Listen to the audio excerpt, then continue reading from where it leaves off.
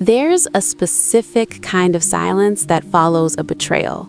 Not the peaceful kind of silence you find on a Sunday morning when the house is still and the coffee is hot and the world hasn't demanded anything from you yet.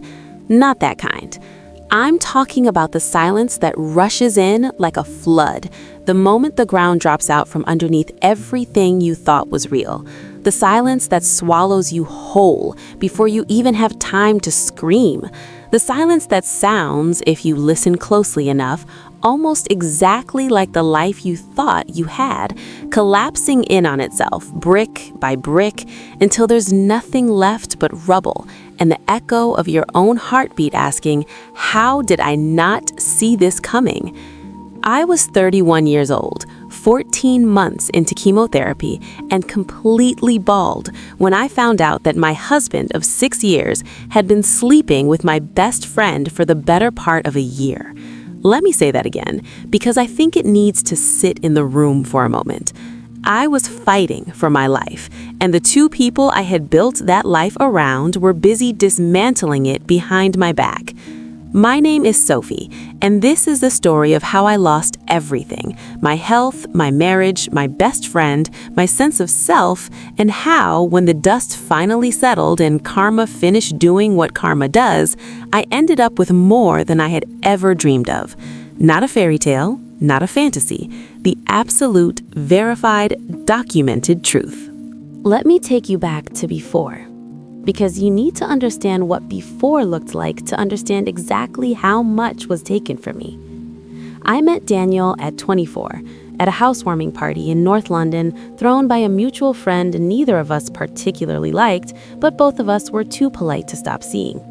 He was tall, self-deprecating in that charming way that feels like a personality, but is often just a defense mechanism. And he laughed at something I said across the kitchen that no one else in the room found funny. That was it. That was the whole trap, right there. A man who laughed at your jokes. I walked straight into it with both eyes open and the glass of Pinot Grigio in my hand. We dated for 2 years, moved in together, got a dog, a neurotic little whippet named Gerald, who was afraid of his own shadow, and genuinely the most emotionally intelligent member of our household, as it turned out. We got engaged on a Tuesday, which Daniel claimed was intentional. I didn't want to do it on a weekend like everyone else, and which I found devastatingly romantic at the time. In retrospect, I think he just forgot to do it on the weekend and then reframed it as quirky. We married at 26 in a barn in the Cotswolds, 50 guests, fairy lights everywhere, my mother crying from the second row, and a speech from my maid of honor that genuinely made everyone in the room gasp and then laugh and then cry again. Her name was Cara. We'd been best friends since we were 11 years old. 20 years, 2 decades of shared secrets, borrowed clothes, middle-of-the-night phone calls, holding each other's hair back and holding each other's hands through every hard thing life had thrown at us. She knew every version of me that had ever existed. She was in the room when I fell apart after my dad's stroke. She drove 4 hours in the snow to sit with me the night I miscarried at 28, 8 weeks along, a baby we hadn't told anyone about yet except her. She stood next to me at my wedding in pale gold silk and told 50 people that I was the most extraordinary woman she'd ever known. And then, approximately 364 days after I was diagnosed with stage 2 breast cancer, she was sleeping in my bed. But I'm getting ahead of myself. The diagnosis came on a Wednesday in March. I was 29. I'd found the lump myself, dismissed it for 2 weeks because I was busy and optimistic and completely convinced that bad things happen to other people. And then finally went to the GP because Cara told me to stop being an idiot and go. The irony of that is not lost on me. Stage 2, hormone receptor positive, caught relatively early but not early enough to avoid what came next. Surgery first, then a course of chemotherapy that would last the better part of a year, then radiation, then a long, grinding recovery that my oncologist carefully described as a marathon, not a sprint, and which I would later describe as trying to rebuild yourself from scratch using instructions written in a language you don't speak.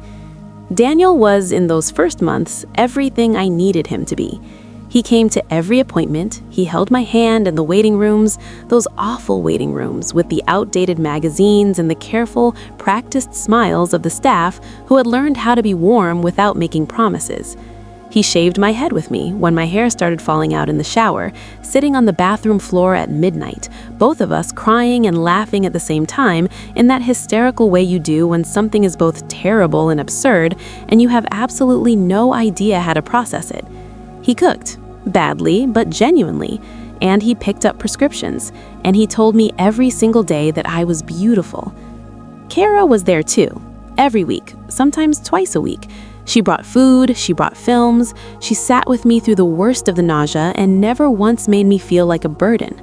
She held my hand when Daniel was at work, she slept on our sofa during the worst stretches, so I wasn't alone. I thought I was the luckiest, unlucky person alive. The shift was so gradual that I didn't see it as a shift. I saw it as normal. I explained it away the way you do when you love people and you're too exhausted to interrogate your own instincts. Daniel started working later. I told myself he was stressed. The pressure of being the sole earner while I was off work, the weight of watching someone you love suffer. Cara started visiting less. I told myself she was giving us space, respecting that Daniel and I needed time alone together as a couple. They both seemed slightly different around me, quieter, more careful, and I told myself that was what it looked like when people were being gentle with you. What it actually looked like, I now know, was guilt. There were moments, little fissures I papered over in real time because I didn't have the energy to look at what was underneath. A night when I texted them both separately and neither replied for over 3 hours. A weekend when Daniel said he was at his brother's and his brother called the house phone on Sunday morning asking if Daniel had left his jacket behind, and I told him Daniel wasn't there, confused. And there was a pause on the line that I replayed in my head for weeks afterwards, but never confronted. A day when I borrowed Cara's laptop to look something up and saw a notification in the corner of the screen, a message thread with Daniel's name, and closed it before I read it. Not because I didn't want to know, but because some part of me already did and wasn't ready. I was 14 months into treatment when I found the receipt. Not even something dramatic, not a hotel bill or a piece of jewelry I didn't recognize. Just a receipt from a restaurant I loved, a place in Islington I'd been asking Daniel to take me for months, a place he'd said he hadn't been able to get a reservation. Dinner for 2, a bottle of wine I recognized from the menu, a date that was 3 weeks ago on a Wednesday evening when he told me he was at a work dinner with clients. I sat with that receipt on our kitchen table for 4 hours, and then I started looking. Here is something no one tells you about discovering a betrayal. The looking, once you start, is almost worse than the finding, because every piece of evidence you uncover is retroactively rewriting your past, and you have to grieve every single version of your life as you go. I found the messages first. Daniel had an old email account he hadn't mentioned in years, connected to a streaming service we shared. The password was our dog's name, Gerald, poor oblivious Gerald, and inside it was a thread with Cara going back 11 months. 11 months. I was 6 weeks into my first round of chemotherapy when it started. I won't tell you everything I read.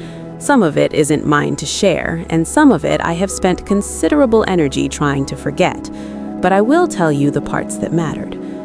It had not been a moment of weakness. It was not, as people sometimes charitably frame these things, an accident of loneliness or fear or extraordinary circumstance. It was deliberate and sustained and enthusiastic. There were plans made in those messages. There were future plans. There was a conversation, one I read 3 times to make sure I understood it, in which Cara told Daniel that she felt guilty, but that being with him felt right in a way she couldn't explain, and Daniel had replied that he'd been unhappy for longer than he wanted to admit, and that he didn't know how to do anything about it while I was sick, because obviously he couldn't leave while Sophie was going through this. Obviously he couldn't leave while Sophie was going through this. He was staying. Not because he loved me, not because our marriage meant something, not because he couldn't imagine his life without me. He was staying because leaving a woman with cancer was bad optics. I was a PR problem to be managed. I closed the laptop. I went upstairs. I sat on the edge of our bed, and I looked at the room we had built together, and I felt the most extraordinary, terrible calm descend over me. I didn't cry. I'd used up, I think, a great deal of my available crying on chemotherapy. I just sat there and thought, with remarkable clarity, I need a plan. Here is where I want to be careful about how I tell this part of the story, because what I did next was not spontaneous. It was not an explosion. I did not throw things or call people names or post something devastating on social media. I want you to understand that because the revenge I am about to describe is only satisfying if you know it was cold and considered and completely, absolutely intentional. I had been on medical leave from my job for over a year. Before I got sick, I'd been working in marketing at a mid-sized tech company. Decent salary, good enough title, the kind of career that was respectable without being remarkable. I had a degree, I had skills, and I had, as it turned out, a significant amount of time on my hands during recovery that I had not yet used strategically. I also had, tucked in a savings account Daniel didn't know about because it had been set up under my maiden name before we married, just over £42,000, money I'd saved obsessively since my mid-20s because my mother had always told me to keep something that was only yours. Every woman needs a drawer, she used to say, something no one else has the key to. I had never been more grateful for my mother in my life. Step 1 was legal. I found a solicitor who specialized in divorce, and I went to see her on a Tuesday afternoon while Daniel thought I was at a follow-up appointment. Her name was Miriam, and she was 60 years old and the energy of someone who had seen every possible version of human cruelty and remained unimpressed by all of it. I liked her enormously. I told her everything. She told me what I was entitled to, what the process looked like, and crucially, that the worst thing I could do right now was tip Daniel off before I was ready.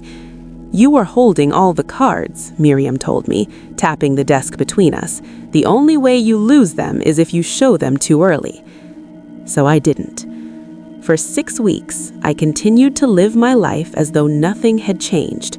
I want you to understand how this felt. Every morning, I woke up next to the man who decided I was a logistical inconvenience. I made him coffee some mornings, I answered his questions about how I was feeling with complete sincerity, and every afternoon, while he was at work, I was quietly, methodically dismantling every advantage he thought he had. I opened my own bank account, I transferred my savings, I spoke to Miriam twice a week, I documented everything. The messages, screenshotted and printed and stored in a folder Miriam kept for me, along with a detailed timeline I constructed from memory, cross-referenced against receipts and phone records. I gathered what I was entitled to gather. I also, and this is the part that required the most discipline, began building what came next. During the worst months of chemotherapy, a friend sent me a link to an online course, Digital Marketing for Freelancers, self-paced, something to keep my mind busy during the hours when I felt well enough to sit upright, but not well enough to do anything physically demanding. I'd completed about half of it before I got too sick to continue, and the half I'd completed had lit something up in me that I hadn't expected.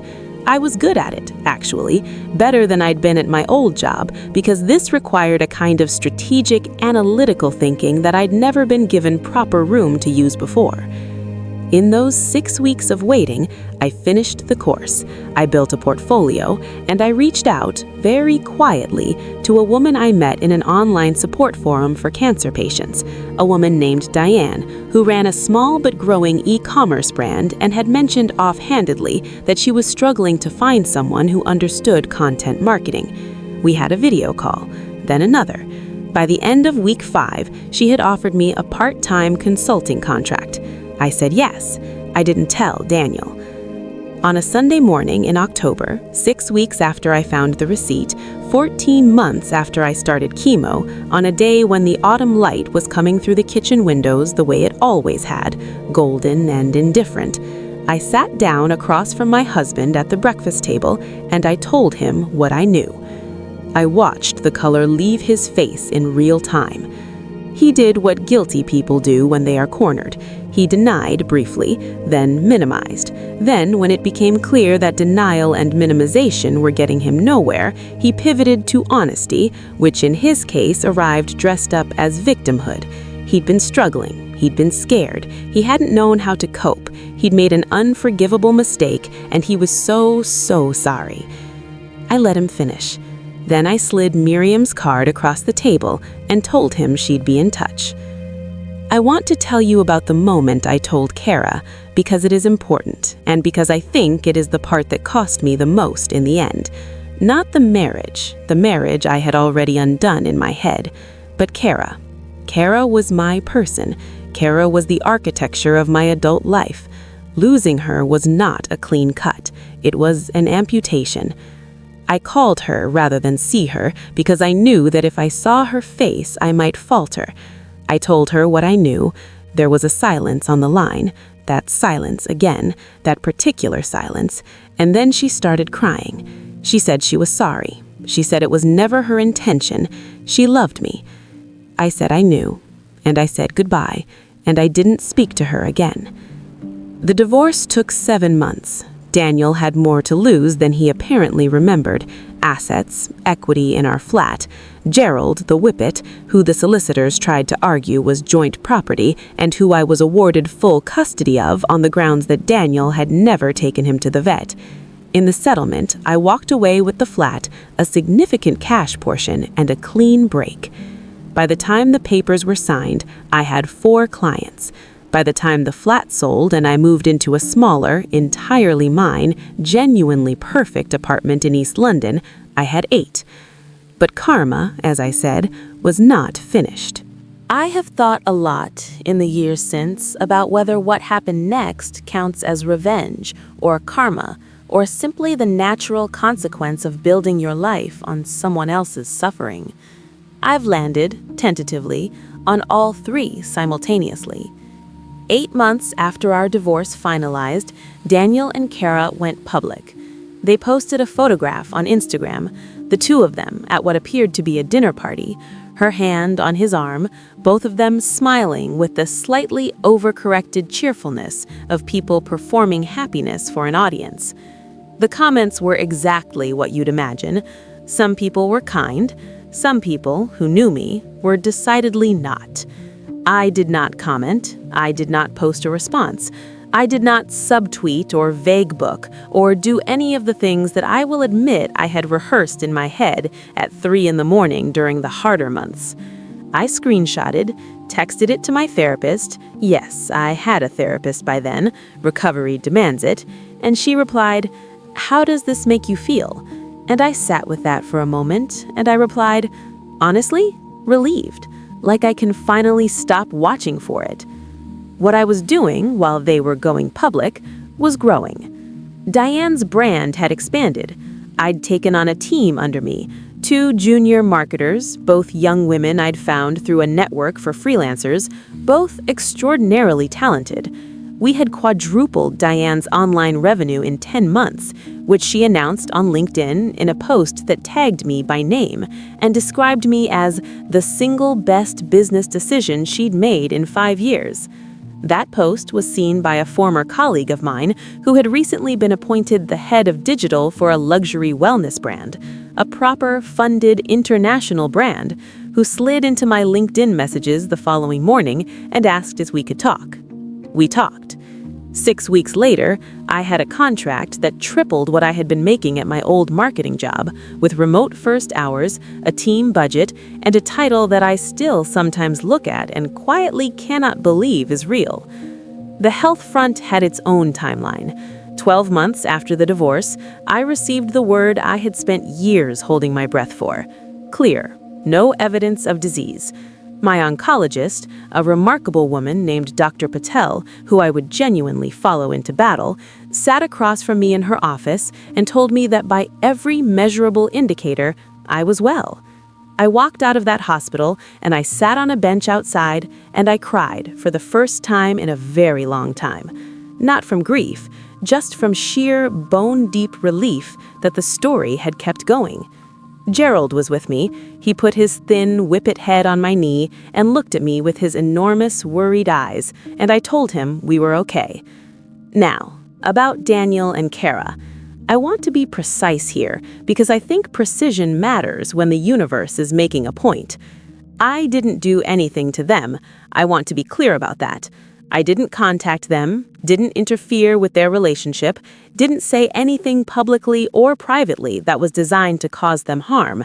I was, and I am proud of this, genuinely done with them, in the way you are done with a chapter you fully read.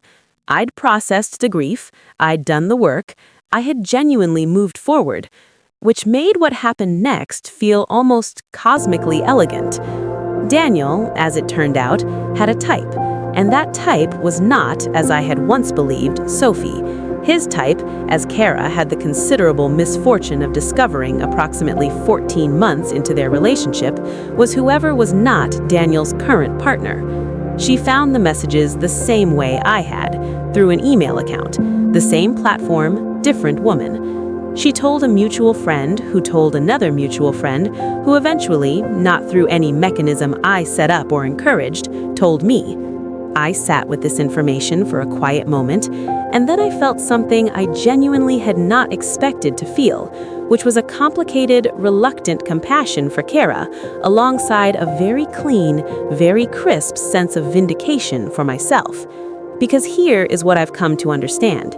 What Daniel did was never about me. It was never about my diagnosis, or my appearance, or some deficit in our marriage that I could have addressed if I'd only paid better attention. It was about Daniel. It was always about Daniel. We had both been, in a relationship with a man who was constitutionally incapable of fidelity, and the only difference between Cara and me was that she had to discover it without a 20-year friendship to lose in the process. I sent her a message. One message, short, not dramatic. I said I was sorry to hear things hadn't worked out and that I hoped she was okay. She replied within minutes. She said, "I owe you more than an apology, I know that." And then, "You built something incredible. I've been watching. I'm so proud of you, even though I lost the right to be." I did not reply, not because I was punishing her, I want to be honest about that, but because some doors, once they've been closed gently and with intention, are better left that way. Not every story needs a reconciliation to have a good ending. Mine had one anyway. I am 34 years old now. I am healthy. I run a consultancy that I built from a laptop in a hospital bedroom with a bald head and a broken heart. I have an apartment that is entirely mine, a dog who has graduated from neurotic to merely anxious, and a life that I designed from scratch with no one else's blueprint. I am not going to tell you that betrayal is a gift. It isn't. I would not wish the year of my diagnosis or the year of my divorce on anyone, separately or combined. The grief was real. The recovery, both kinds, was brutal and non-linear and deeply unsexy in ways that no one shows even the movies. But I will tell you this, there is something on the other side of the absolute worst thing that has happened to you. I know that sounds like a poster in a doctor's waiting room. I know that feels, when you're in the middle of it, like the most useless possible thing anyone could say. But there is something there, I promise you. The receipt on the kitchen table was the beginning of everything I actually wanted. I just didn't know it yet. I hope you never need this story. But if you do, if you're sitting somewhere right now recognizing something in what I've told you, I want you to hear this directly. You have more than they accounted for. You always did. If this story resonated with you, I want to hear from you in the comments. Have you ever discovered a betrayal that led you somewhere better? Have you lived through a moment where karma showed up in a way you didn't expect? Share your story. I read every single one. And if you found strength in Sophie's story, please share this video with someone who might need it today. You never know who's sitting on the other side of their worst year, waiting to find out there's something on the other side. Subscribe if you're new. We tell these stories every week, and I'll see you in the next one.